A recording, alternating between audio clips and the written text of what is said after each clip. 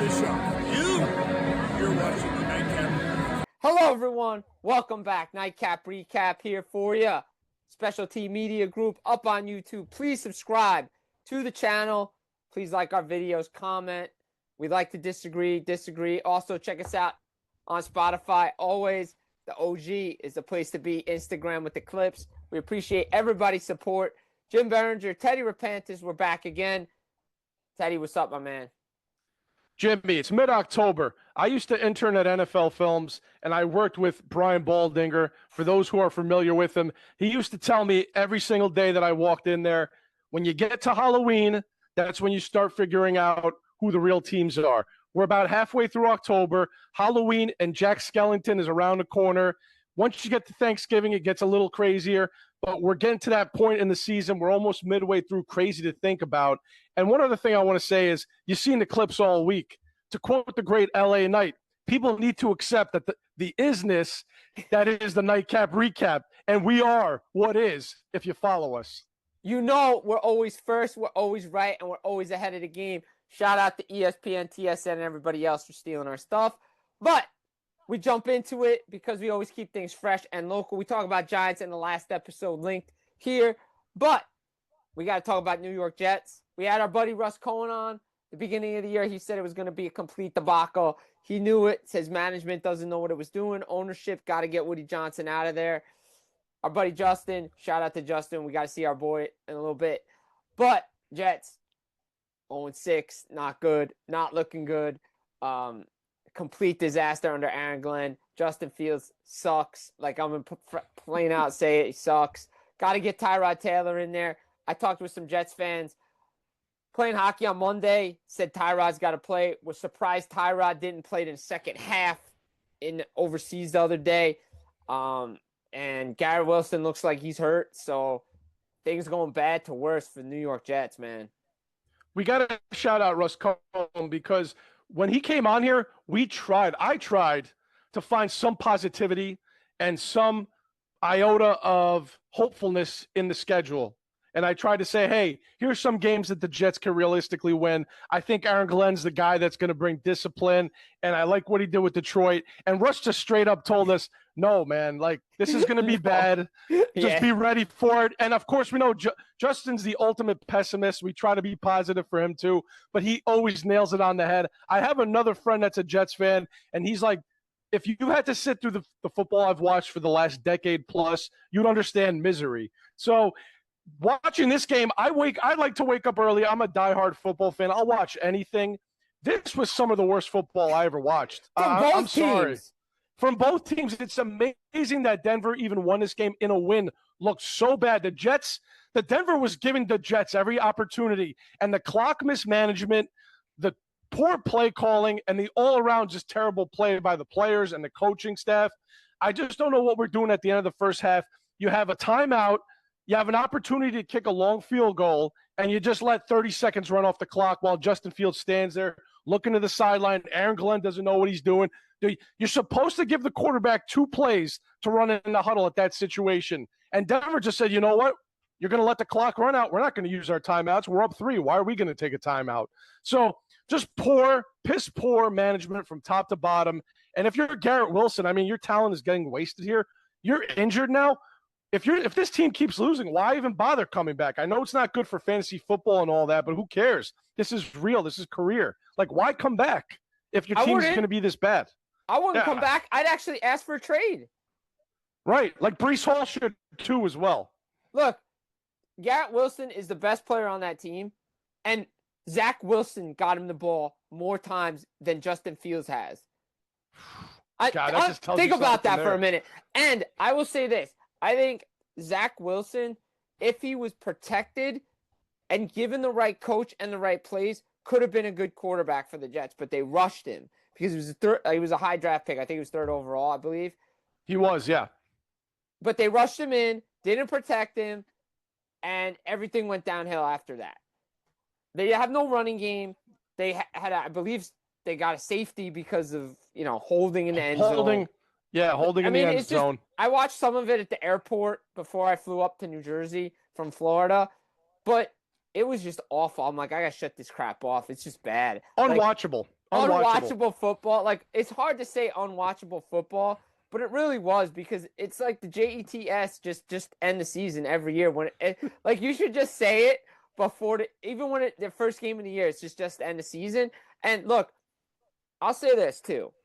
I think for the benefit of the New York Jets, if they could have found a way to get back to Queens, I think this franchise, it all went downhill when they left Shea Stadium. Just saying. That's a long time ago, Jimmy. I mean, they haven't won a Super Bowl since Joe Namath, so that was the last time they were there. Yeah, and it's been like 15 years since they were even competitive, save for one or two seasons there where they had a 10-win season and didn't make the playoffs with Ryan Fitzpatrick. There hasn't been really much to cheer about. And I don't know what's going on. I think it seems like Aaron Glenn might be in over his head. I don't know if he's going to be a one-and-done coach. You like to think not. You like to think that they're going to give him an opportunity to, maybe turn this thing around. But the signs are not good right now. And Justin Fields, this is his third team he's been on.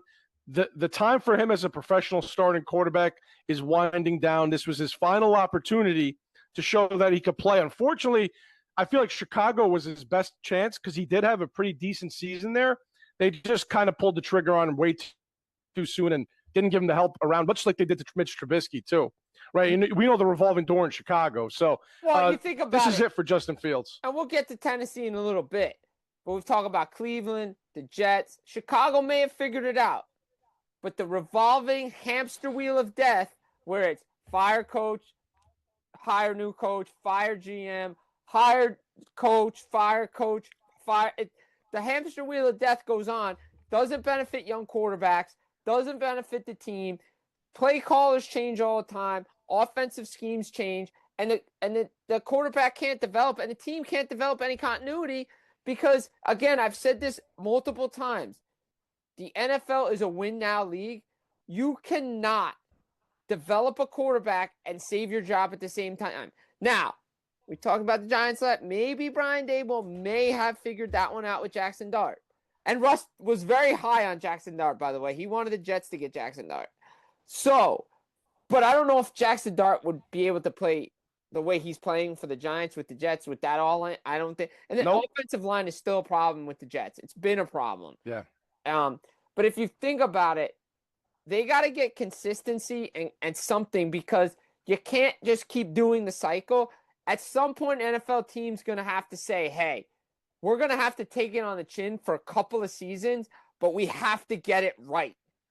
We just can't pull the trigger.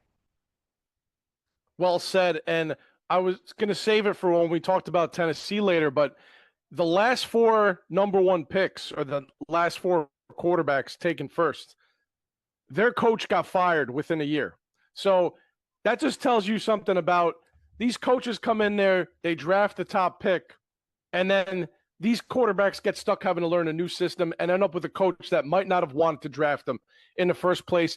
It's terrible for development. It's messed up a lot of good young quarterbacks that have bounced around the league. You get the few examples like a Sam Darnold and a Baker that were able to withstand it and overcome and finally have some success later in their careers. But it kills all these quarterbacks. Cam Ward now is going to end up next year. Like, he's stuck for the rest of this year, and now we're going to have to be with a head coach next year who might not have wanted to draft him. And guess what? Your team's still going to be bad, so you're still going to have a top 5 pick with another opportunity for this new coach to bring another quarterback in. And like you said, the cycle continues, and it never works out. The Jets have been in this cycle for the last 15 years, man.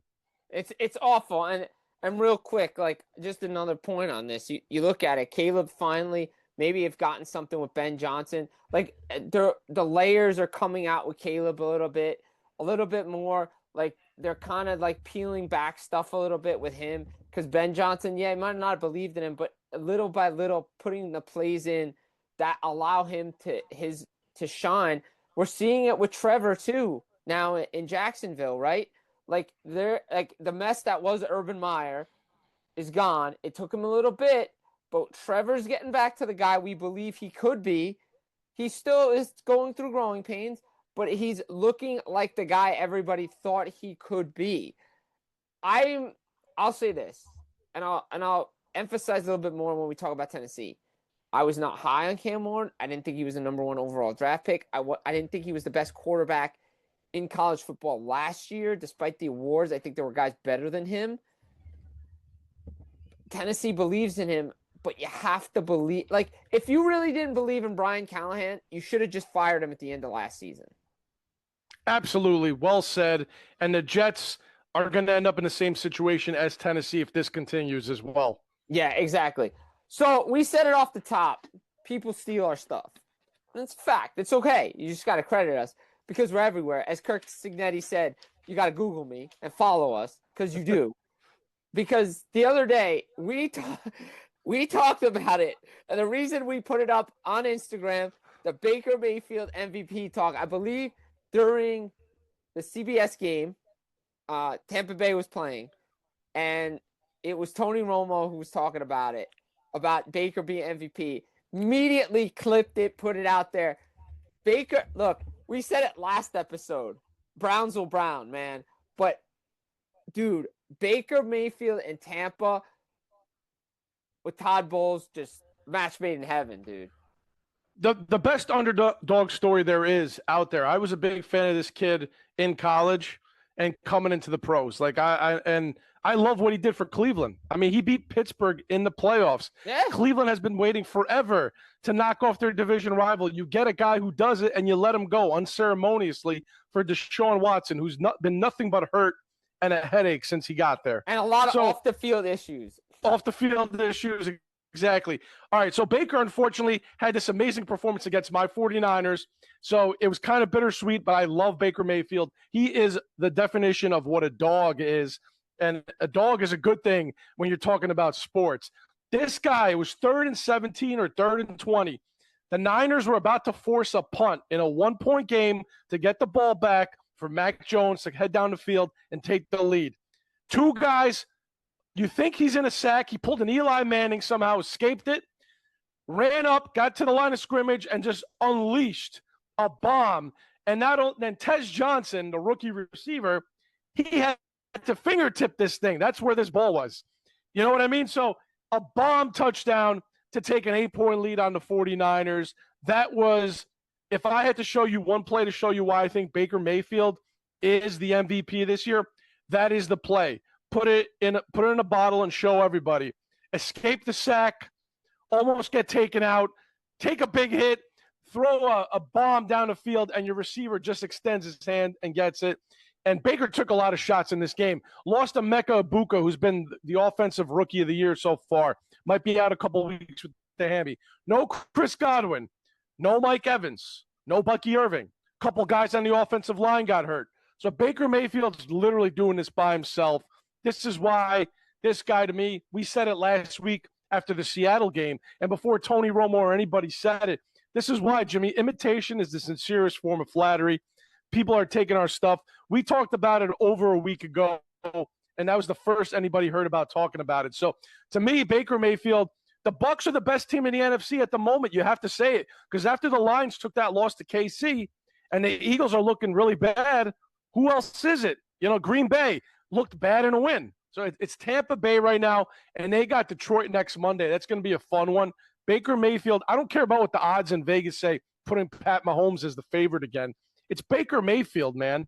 Dude, Baker Mayfield's looked the best. He had that, I think he had that, was that 3rd and 12 run or something to get a first down? Yeah, he also had that. Not only did he have the scramble to get the first down on yes, it was a 3rd and 17. I forgot about that play. That play, and then the play I just described where he almost got sacked 3 times and just let it rip down the field. Those 2 plays are the definition of why Baker Mayfield should be the MVP this year. I mean, the Niners had him dead to rights at least 3 times on that run, and the guy pushed him across the first down marker. Exactly, and he just gets up, first down. And look, it's unfortunate. We'll talk about the Niners later. They lost Fred Warner, the heart and soul of the team. Tough injury. Look, we already lost Nick Bosa. I was still feeling okay with Fred Warner there. He's gone. Yeah, we're getting offensive pieces back, but without Fred Warner, I don't know. He's the quarterback of the defense. It's going to be hard to overcome that. I'm sorry. Could you make the argument that the 2 best teams in the NFC reside in the NFC South? Even though the Falcons are 3-2, could you make the argument that those are the two best teams in the NFC right now? Jimmy, after what we saw Monday night with Atlanta taking out Buffalo, which I was really surprised. Look, we said, Atlanta have the week off, the bye plus the extra day with the Monday, so they be rested. Bijan Robinson and Drake London. I mean, it seems like that's all you need. These are the only. If you look at the stats in this game, I think they were the only two that got any Bijan production. had that huge 80-yard touchdown run. Right. And I think London was the only wide receiver who caught passes for Atlanta. Kyle Pitts didn't do anything in this game. So you might be right, because Atlanta's got the Niners now, a reeling 49ers team. So Atlanta now, who is one of your dark horse picks, if they string together some wins, these two might be the two best teams in the NFC. You might be right on that. I mean, I know the Rams are still lurking in the NFC West, but I mean, still. And Seattle. And Seattle's still there, but yeah, I mean, yeah, it's. I mean, you said it. London, 10 receptions, 158 yards, 1 touchdown. Bijan, 19 carries, 170 yards, a touchdown. Michael Penix Jr., 250 yards through the air and a touch. I mean, like, that's their trio right now. And again, I picked them as a dark horse. I made it a poll prediction that they would win the division. They may not win the division, but I still think the second half of that bold prediction is right. I think this team can win a playoff round and make it. I do believe that. And they're doing it on the back of the defense too. This is a defense you have to take seriously. Josh Allen did not have a good game, and they shut him down. 2 turnovers. So Atlanta's defense is also keeping them in the mix here. Yeah. And, we talk about Baker MVP. I mentioned it kind of last week jokingly, but that bold prediction about Danny Jones, just throwing it at the dartboard, right? Just throw it at the dartboard and see if it sticks. Yep. Danny Jones, man, another good game from the Colts, man. Big win over the Cardinals. That was a fun game to watch. Yeah. But I mean, this dude is balling out right now for the Indianapolis Colts. We talked about it at the beginning of the year when we do our division previews. If these teams like the Colts and the Jags could make things interesting, it would be a fun division to watch. And I didn't expect it like this, but I mean, he had 212 through the air, 2 touchdowns, interception. I mean, we know about Jonathan Taylor, but I mean, Warren's playing well. I mean, the Colts defense is good. They're still giving up a lot of points, but yeah, they're limiting the mistakes. I mean, he's still making a couple, but you got to like what you're seeing from the Indianapolis Colts, no? Oh, I do, Jimmy, because this was a game that they actually had to come back and win. Arizona had Jacoby Brissett, backup playing for Kyler Murray, and anytime a veteran backup comes in there and plays, somebody who's competent and can move the offense, he actually looked way better than Kyler Murray did. So I knew this would be a tough one for Indy. So what do I always say every year? The teams that have to go through adversity where they have to come back and win games, it's better suited for them in the long run. For a long time, the Eagles didn't need to beat anybody. They were wrapping up games in the first half, and now look what's happening to them right now. The Niners had to go through it in the playoffs, that whole Super Bowl run. They didn't face any adversity, save for that Ravens game where they got destroyed. They had to come back and beat the Lions and the Packers to know they were capable of it. So if you know you're a good team and you're capable of also coming back, the confidence skyrockets. Jones, what do we say? Limit the turnovers, keeping them down. Not as much as he's doing in past in his career, and just managing the game perfectly with the weapons around you. The rookie tight end, you said he's been a sensation. Warren, he's probably going to be the best tight end rookie of the year. He might end up as the best tight end, bar none, of the whole season, the way it's going. But Jonathan Taylor is another big reason for the success. But the Colts, man, now putting some games ahead, some distance between them with some of the other teams, because the Jags took an L, and now they're ahead of the Jags. So this is a big thing for them moving forward. Huge thing for them. And let's talk about it. It's up on Instagram. Go find it. Put it out on Monday night after the Buffalo Bills lost. And we got to say, what are the Buffalo Bills? Because they just beat up on a lot of bad teams. And we really don't know how good this team really is. Maybe this is the adversity that they need to go through to figure out what kind of team they are. But how about your New England Patriots, Drake May, looking like the guy that everybody believed in, coming out of North Carolina, quarterback, Really good quarterback. I was very high on him when he got drafted. I thought this was a great pick by New England. Really liked the kid, playing well, poise in the pocket. But again, maybe it's Cleveland going to Cleveland and Tennessee going to Tennessee, because I still don't know why Tennessee got rid of Mike Vrabel, because it's clear he knows how to be a head coach in the National Football League.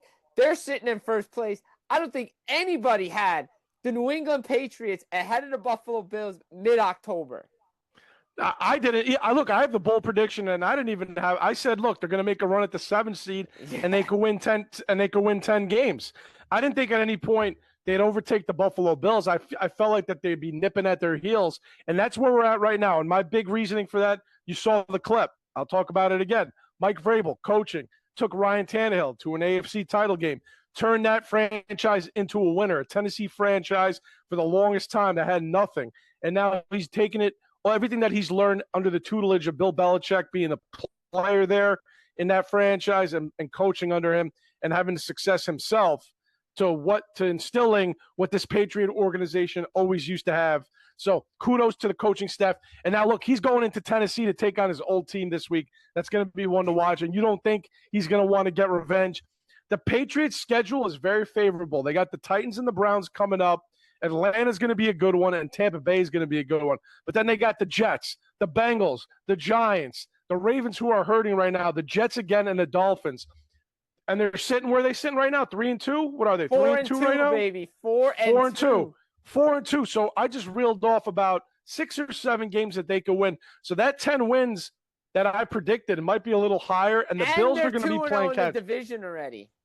And that's key. They got the win over the Bills, and the Bills are going to be playing catch up. Like you said, the bye week, time to get healthy for Buffalo. Figure out what kind of team you are, because you've been dominating bottom feeders, right? You can only play who's on your schedule, but New England. I don't think anybody thought that the Baltimore Ravens would be this bad, though.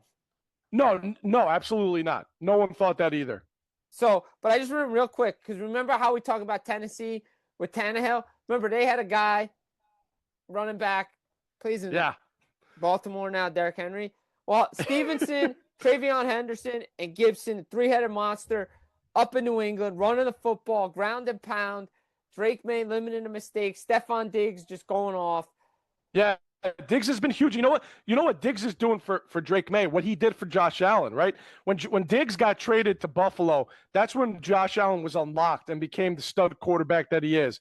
Needed a number 1 receiver there, and then you see how it's grown his game. Drake May needed a guy like that, and Stephon Diggs provided it. And then this kid, Kayshon Boutte, who was a big playmaker that came out. I forgot where he came out of, but he was supposed to be a top pick when he came out, and it didn't work out for him. LSU. Resurrecting his career. LSU, yeah. I think he was the next big LSU receiver. It didn't work out. Now he's coming back to circling back to show him what he is. So they got the weapons there now for Drake May. It's great. Dude, you got to love what New England's doing, man. I mean, I don't think a lot of people thought New England would be around. But, again, the rebuild, right? They took some time, took their lumps. Maybe they're starting to turn it around. That little rebuild after the Belichick-Brady years. Get the right coach in there, right mindset. Get the right players. Again, consistency for Drake May. Can't turn it over all the time. Like, coach, all this stuff. Get the right coach in there. Get the right NFL mind in there. Because we see, I'm going to bring up this team. He's been there a while, right? This team doesn't go through head coaches a lot. Guys either retire, they don't get fired. They usually just retire because Knowles to Cowher to Tomlin, the Pittsburgh Steelers, man.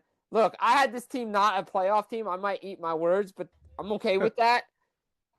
The one guy we said at the beginning of the season that was going to get Aaron Rodgers in line would be Mike Tomlin.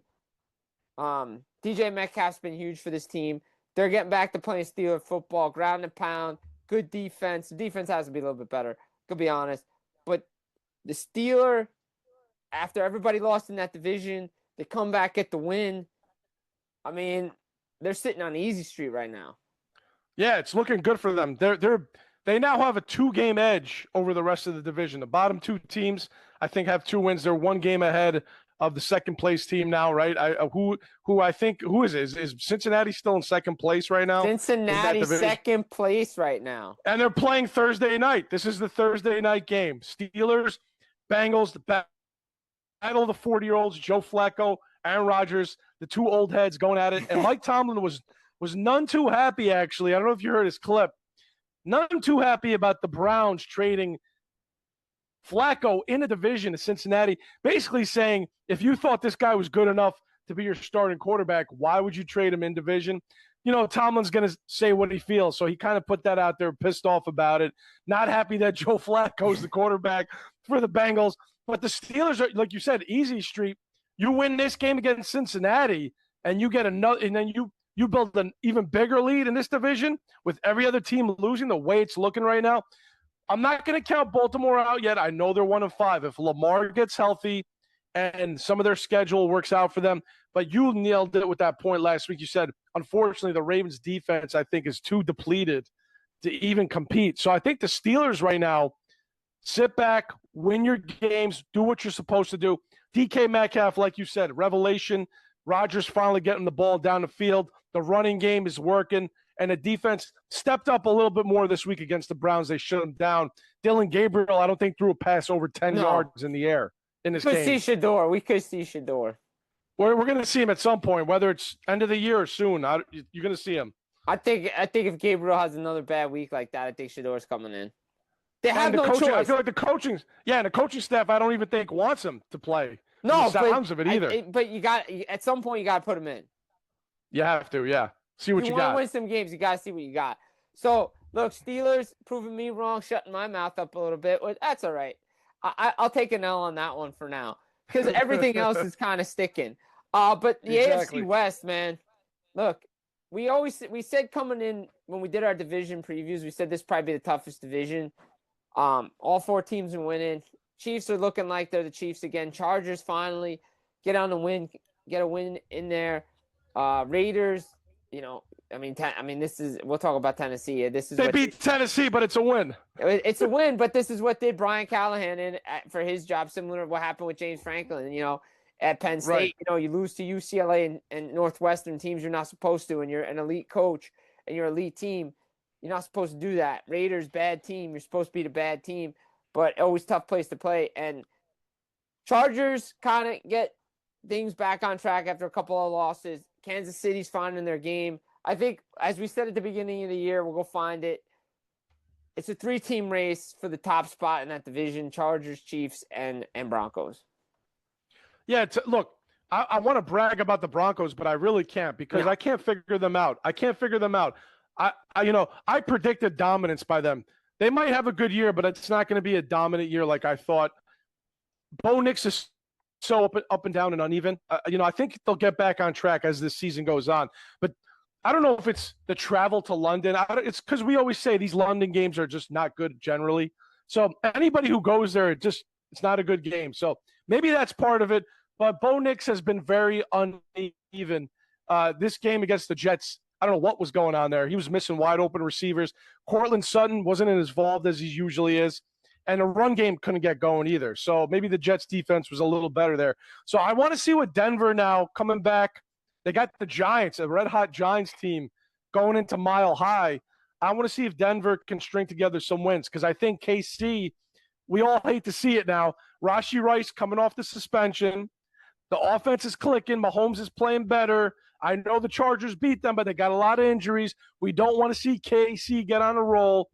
That's what's going to happen. Right now, Denver and the Chargers are ahead of them. You need to stay ahead of KC because they're coming. And, the Chargers, good for them. Rumors are that they might trade for a running back because Hampton, his ankle injury might be worse than first thought. He might miss more than 4 games. I know the 2 backups played okay in this game, but it sounds like if the Chargers want to be contenders this year, they're looking for steady running back play. Be on the lookout before the deadline. By the end of the month, we might see a new running back with the Chargers. Hey, that's fine by me. I think that's Jim Harbaugh's game: run the football, and the quarterback just plays the way the quarterback plays. I think that's what made them so successful. And I agree. I think that's something. I think real quick. I think it's going to be an active trade deadline this year. I think teams are going to be moving a lot of bodies around, especially the contenders, because it's wide open this year. I don't think there's a dominant team. I don't think.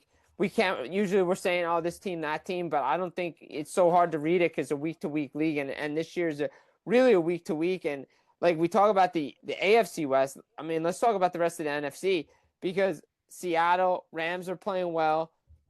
Carolina got a win. Green Bay, Chicago, big win for Chicago. We talked about it last. Remember, this was the game last year that threw their season completely in the toilet and just went the other way. Matt Eberflus gets fired, the whole thing. Is this the win that gets them on track, maybe playoff team? Because that division is real tight. Minnesota, not that good. J.J. McCarthy's hurt. Green Bay's Detroit. I mean, there's a chance for the Bears to be there. And then, of course, obviously everybody's favorite. I mean, Dallas Cowboys got that Big 12 defense, man. The offense is so good. What a win by Carolina. But even Jerry's like, yo, we got to stop somebody. They can't stop a nosebleed, man. And Carolina, give them credit. They're 3-3 now, right? Yeah. I mean, Bryce Young, growing pains, a lot of growing pains, but 3-3 right now and right in the mix with Atlanta. And I know they're a couple back of Tampa Bay, but still they're right there for a wild card. Because you look at the rest of the NFC, the West, the Rams and the Seahawks put the pressure on the Niners now. The Niners, those division wins were huge early in the year. Huge. Because now you're all sitting at 4-2 and one loss or win the other way, and you're falling in the standings. So the Rams in Seattle get W's to continue their run. So there's going to be a jumble of teams battling for those 3 wild card spots. Seattle, the Rams, Atlanta, Green Bay, Chicago, Carolina, I mean, Detroit. I mean, everybody's going to be in the mix here. Everything's going to be tight. And I agree with you. I think this Bears win last year, it's sending their season spiraling. This one, Jake Moody. I hate to come on here because I trash Jake Moody when he's with the Niners. He's missing every kick. This guy goes into Chicago on a rainy, windy night, makes 4 kicks. Most kicks made by a debuting Bears kicker, of course. And he hits the game winner in the rain. It's unbelievable. Where was this in San Francisco? But good for him. Maybe change the scenery is what he needed. So maybe this kind of sets the Chicago Bears up because, like you said, Green Bay, hate to say it, Jim Foote, our buddy, I thought, coming off the bye, they'd show a more dominant game against Cincinnati, and they had to hold off Cincinnati late. Like Joe Flacco was making a comeback. Good. Yeah, well, Joe Flacco beat him once already. Yeah, Green Bay's looked like the best defense in the world through 2 weeks, and since then, it's been downhill. That's what Foote said it best. He said, that's what guys start running their mouth saying they're going to go undefeated. Right. And Jordan Love, I thought that was a smash spot for him to have a big game. Look, Josh Jacobs killing it, of course, dominant. But I thought we were going to get more out of that offense down the field. So, that division, like you said, now wide open. I still think Detroit is the team there. I think they just had a bad night in Kansas City. Detroit will get back on track. But that division now, wide open, man. Wide open because, look, I think Ben Johnson's getting confidence at Caleb Williams because Caleb Williams marched down the field to set up that field goal to get the W. So he's gaining confidence. And I like the last question. Does it open the door for the 7th seed for the Giants? You never know, man. If they're going to play like this, yeah, why not, right? If they can get it clicking together, defense matches with the offense, they get the play calling right. Maybe they get a wide receiver. I don't know if they're going to get to Juwan Jennings from 49ers. I don't know about that one. Because I still believe in Jalen Hyatt, but they're not getting him in football for some reason. Because he's a really Robinson had a big game. Yeah, so I think they have the pieces there to do it. I don't think you need to do anything stupid because I still don't think this team's a playoff team. Because I think if you get in a 7, I think you might lose anyway. And I think then you just overachieve and you set expectations next year way too high for this team. Yeah. So I'm not sure they get in. I think they'll make it interesting with all the young blood there. So, NFC, man, you got to be excited. I'm excited for it, but I got to say this: everything wide open, like everything. Like like we said, the 2 best teams in NFC could reside in NFC South. Kansas City could be the best team in the AFC. Like I hate to say it, could be. It's wide open right now because a lot of teams we don't know who they are right now. Yeah, week to week league, and I said it off the top. We won't really know until Halloween. We got a couple more weeks after Halloween, and once we get into Thanksgiving, that's when we're going to start figuring out who are the real contenders as teams separate. But the way things are looking, the parity is at an all-time high. These division races are going to go to the very last week of the season. I feel it this year. That's why I love the NFL doing this thing where the division games are the final week of the year, it makes for great television. I think that's what we're going to get this year. I think we're going to get it great this year, too. Obviously, we've mentioned it. We've beat around the bush. We've teased it. We've said it. Look, Tennessee Titans fired Brian Callahan. Look, no relation to Bo Callahan, by the way. No relation to Bo Hutt. But what the hell did James Franklin start? Penn State fires James Franklin. Michigan State fired their coach. UAB fired Trent Dilfer. Then I see this guy gets fired. But again, we talked about it. Tennessee on this wheel, this hamster wheel of death. They're just not good. You fire him. They brought in a new GM. If you didn't really believe in the head coach, why'd you bring him back? Doesn't help Cam Ward, and I said it. I didn't think Cam Ward was the best quarterback in college football last year. He was a big reason why Miami didn't make the ACC title game and didn't make the playoff because bad, piss-poor turnovers. And I'm the biggest U guy out there. But you know what? I just don't think that it was like even Kavak said when he came on after the draft, it wasn't going to be a win-win for this team. This team wasn't going to be that good this year. But the play calling is bad. This team isn't really that good. There's not a lot to be excited around Tennessee. It's like the days of the Jeff Fisher days are kind of gone. The Mike Vrabel days are kind of gone. Like Tennessee was always an underdog team to begin with. I think it was great when they made that Super Bowl run with the Music City Miracle and almost on the they almost won it. I love that that thing. One of the best Super Bowl finishes, ever. I mean, but Cam Ward's got to be better. Again, when we talk about young quarterbacks, protect the offensive line. There were a lot of guys in college last year, like Garrett Nussmeier was better, Jackson Dart was better, Will Howard was better. There was a lot of guys that were better than him. Oh, Dylan Gabriel, Shador, and everybody knows I'm not the biggest Shador guy, but I think he played better.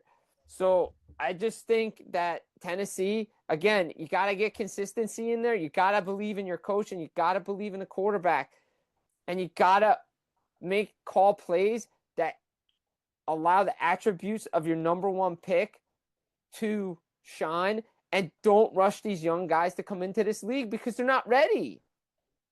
Jimmy, you're absolutely right, man. You hit every point on the head. What I'll add is I feel like Brian, I don't want to take shots at Callahan.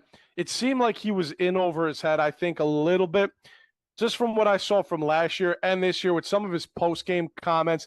He forgot the rules of a guy being in bounds, I think, earlier this season. Not a good look because when the media is calling you out on not knowing the rules of the game, it doesn't look good. No. And you can't go back to your locker room and explain that. And even in their victory over Arizona that Arizona handed them, that he was in the locker room saying, hey, sometimes the ball has to bounce your way. Yeah. Didn't instill any confidence in his guys. So I just think he he was under a lot of stress. You could see it too during his press conferences. He just looked like he was in over his head to me. I don't think he was the right guy, the right fit. I know offense, maybe this was the problem. They thought Callahan would be the guy to help Cam Ward. This is what I talked about earlier. I said these last 4 number one picks, their coaches have been fired within a season. So they have to start over again really early in their career. So to me, it seems like you got to get a GM in lockstep and say, hey, if we're a rebuilding franchise, let's get the coach first. Then we're going to find out who his guy is. Whoever that is, we got to let him make it work. We can't just say, oh, we want to take this guy. Let's hope this coach can make it work and cross your fingers. It's not going to work like that. So not only are guys not getting developed properly, the coaching, I think, wasn't up to snuff. And now this organization, unfortunately, is going to be stuck like this for the next half decade probably. I mean, it's a shame what happened with Vince Young there and everything and, all that. And, look, this franchise is they just, again, you're rushing a young quarterback. You're expecting Cam Ward to be this offensive savior with all these problems with, Tennessee and their offense and the offensive line. But they have to get the game plan. Again, I'll say it. Sometimes you have to take the lumps.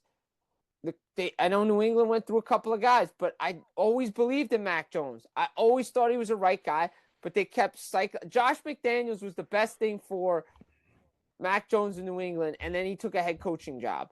Some guys are better coordinators. Brian Callahan might be a better coordinator than he is a head coach, and that's okay. Right. That we've seen it. who was the guy in Dallas for years? Who's the defensive coordinator? Became a head coach, but then he went. Dan Quinn, Washington.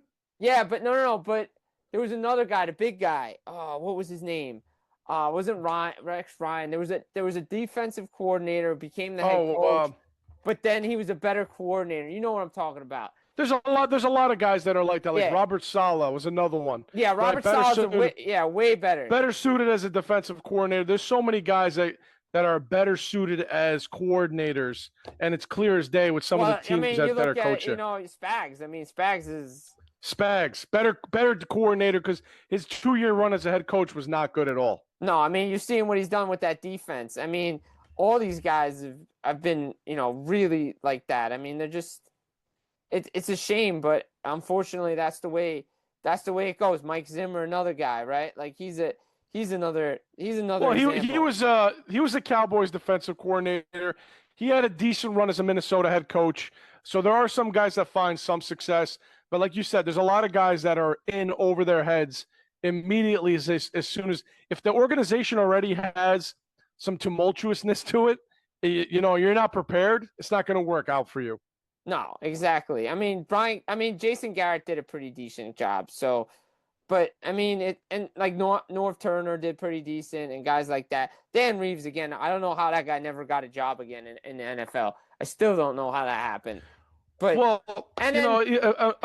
besides Pete Carroll, unfortunately, some of these guys age out. Right. That old school era is going away. Like it's a reason Belichick couldn't get a job. I mean, he put his name out there, and nobody really even bit or gave him an interview. Somehow Pete Carroll is breaking the mold on that. So it does happen. A lot of teams like to go with the youthful, hot upstart coordinators. That was the guy I was thinking of, Wade Phillips. That was the guy. Wade Phillips, who, give him credit. I mean, I think he had a couple good years with Romo, but it never worked out for him. It never worked out for him. I thought he was a better D coordinator than he was a head coach. Certain guys are like that. So I think maybe, again, Brian Callahan was the hot guy coming out of Dallas and got the Tennessee job. So maybe he goes back to being a coordinator. Look, that's how Lane Kiffin got back to being at Ole Miss in the college. He was a coordinator with Saban. He was, And then he came to the NFL with he came to the Raiders for a little bit, I believe, right? And it just didn't work out. Yeah. So there's a lot of guys like that. So Tennessee, get your house in order. Don't be like the Jets. Don't be like the Browns. Don't be like a lot of these bad teams. Kind of figure it out. But we got to look ahead. Week 7 matchups. Yeah, some good ones, man. Look, I'm excited for this game. I just don't know how good it's going to be. But I am excited for Rams and Jaguars. I just don't know how good it's going to be. Like, I'm be honest. Yeah, because it's in London. Right, it's a London game, so I really don't know how good it's going to be. But you see it, and you're like, these teams are playing well. Yeah, no, it's interesting. We got to see if the Rams are going to have Puka Nacua. He messed up his ankle. Supposedly day-to-day per Sean McVay. I don't know. He likes to tell you certain things that are not true. So I think if I'm the Rams, I rest Puka Nacua because you got the bye week in week 8. And I think the Rams can still win the game without him. Me too. I think so too. I got to circle. I'm circling this one for you. I think I'm looking at Eagles and Vikings. Pretty good matchup this week. I like that game. We'll see if Philadelphia can get back on track with this game. Yeah, and Minnesota coming off a bye. So Minnesota's going to have the edge, but I think Philly's going to have that mentality. We lost 2 in a row. We were embarrassed on Thursday by the Giants. We can't let this happen. They kind of had like a mini bye too. Mini bye, the 10 days off. Things can spiral quick here if Philly loses this one. Minnesota, O'Connell usually good off a bye, so something's got to give there. I'm going to say Colts, Chargers in the late slot. That's an interesting one because the Colts defense did get torn up by Arizona a little bit. So I want to see if Herbert can take advantage of that at home and get a victory. Another tough test for Danny Jones. With the run he's having here, can he go on the road in a hostile environment and win a game? So that's one to circle in the late window. How about the I got Giants Broncos circled. I got that one. Yeah, I know circled. you do. So what do you think about Jackson Dart and that game and that run game with Scatterbo traveling there to Denver? What do you think about that? It's gonna be tough because Denver's got good run D. They're gonna bring the pain. Like they got a great defense. I'm not gonna lie. But I mean, look, if Danny Jones can did stuff with that defense. Maybe Jackson Dart could get it through the air. Maybe they just run the football, keep that Bronco offense off the field. Just put drives together. Scatterboo don't care who he's going against. He just mows down everybody. I don't expect to win, so maybe they'll surprise me. But I think they're gonna do well. And I know 49ers Falcons is circled for you. That one you got circled. Yeah, it is. I'll probably be in Epcot or somewhere in Orlando at a bar watching that game on that Sunday night. Those two primetime games, the Niners and Falcons on a Sunday night, and then that first Monday nighter with Tampa and Detroit. Those are two big ones. Good. The Niners, I want to see. Look, Purdy, Kittle, and Pearsall all might be back. Jawan Jennings is playing through these broken ribs. Don't do it, man. Kendrick Bourne's been awesome in filling in. So the Niners are going to get some guys back offensively. Unfortunately, that defense lost too much. So I think Atlanta could come in there and take advantage of this. Bijan's going to be tough to stop. So interesting one. And then Tampa and Detroit, great battle. Tampa, Baker might not have all his weapons. Evans might be back. Detroit, I think, is going to want to shake off that Kansas City loss. I think we might see Detroit win this one. I think Tampa might be too much for them to overcome, losing all those pieces. But I'd love to see Baker try, to put a battle in this one because all their games come to the wire. So I'm excited for that one. Yeah, and I also have the NFC East matchup circled. Commanders, Cowboys. That'll be a good one. Listen, if the Cowboys can't stop anybody, Jaden Daniels is just going to rip them apart, I think. Well, I think he's going to rip them apart anyway because that defense is so awful. Exactly. So I think that's it. I mean, the Cowboys are in for it in that one, I think. All right. Our locks of the week, we're doing pretty good. We're above 500 for locks of the week. Yeah. So we're doing pretty good. We're doing pretty good. What are you thinking? Well, man, I'm thinking. I'm taking Seattle at home Monday night. I like it. Houston coming in there. Seattle's been on a roll. That's a great choice, Jimmy. I like that one. I'm going to go with what I picked for my survival pool. I think now that KC's getting Rice back and they got the Raiders coming in there to Arrowhead, that's just circle that one as the Chiefs own the Raiders. I mean, I think the Chiefs are going to win that. That's a lock. Here's the thing for me, right? I was going to go with that one, but I just know those division games, Raiders, Chiefs are always just a coin flip sometimes. No, they are. Look, and the Raiders did snag one from them, I think, a couple years ago. Yeah. Yeah. I think that might have been the last loss they had at home until their Super Bowl run ended. So, yeah, look, I just think Geno's turning the ball over way too much. The defense is going to be on him, and I think Mahomes got that offense going now. All right, so I got this one for you. I don't know if it's going to be a lock of the week, but I think it would be funny. Just going to say it. I doubt it happens. Browns-Dolphins end in a tie. I mean, that would be the ultimate slap in the face to both teams, right? Like, just ends in a tie. That one, and even Carolina and the Jets is so bad. I mean, I think Carolina's going to win the game. So do I. I think. I don't know. Jets coming back from London, but that'd be funny. Browns and Miami just ends in a tie. Like, you couldn't have scripted that one better, man. No, I'm just saying. It'd be kind of funny. So, yeah, it's crazy, man. But NFL season's been good. The NightCap Recap is the place to be, baby. We're always on top of it. And it's not only NFL. It's not only hockey, basketball, whatever we're talking about, baseball a little bit. Shout out Mariners. By the way, hey, sometimes you don't troll teams. I know it's only 2-0, but don't troll teams. Oh, boy. However, we also know our wrestling stuff. Go check out my Twitter because we did talk about how people were going to be upset about Seth Rollins' fake injury. So not only do we know our sports, we know our pro wrestling because that's what we did. That's our bread and butter, baby. And we're coming back with a wrestling episode soon enough for you cats. Absolutely. I was just going to say, I know the fans have been clamoring. When are you going to talk wrestling again? We will get back to it. Don't you worry. The NightCap Recap started on the back of professional wrestling.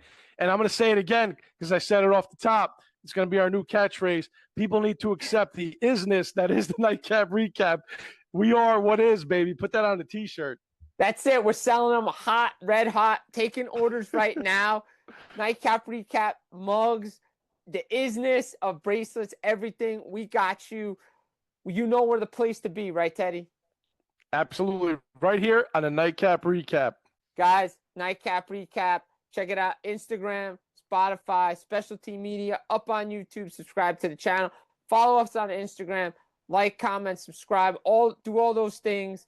Jim Biringer, Teddy Repanitis. Guys, take care.